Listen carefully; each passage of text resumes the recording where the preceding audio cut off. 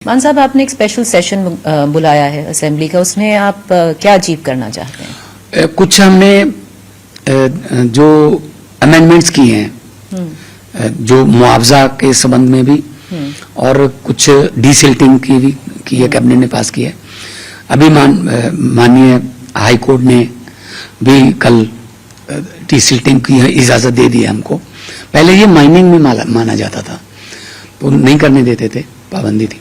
तो माननीय high court ने कह दिया कि आप डिसिल्टिंग कर सकते हो, ताकि क्योंकि किसी समय ये दरिया बहुत चौड़ाई में बगते थे, लोग आते गए तो ये इनकी चौड़ाई कम होती गई, पानी उतना ही आता गया, बल्कि ज्यादा आता गया, तो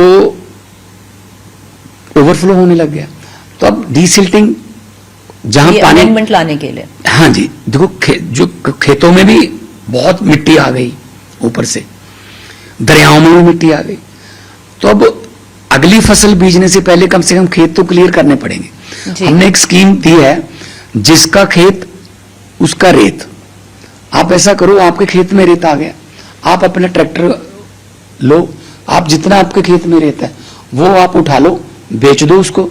अगर बेच दो, अपने घर के इस्तेमाल के लिए इस्तेमाल करें, घर में इस्तेमाल कर लो।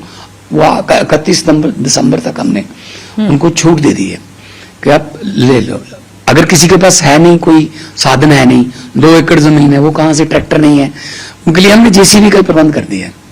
हर गांव में हम जेसीबी दे रहे हैं, और उनके लिए हमने ट्रॉलों का भी प्रबंध कर दिया, ट्रॉलियों का भी प्रबंध कर दिया कि आपकी मिट्टी है, आपकी है, बताइए कहाँ रखनी है, हम कर देंगे।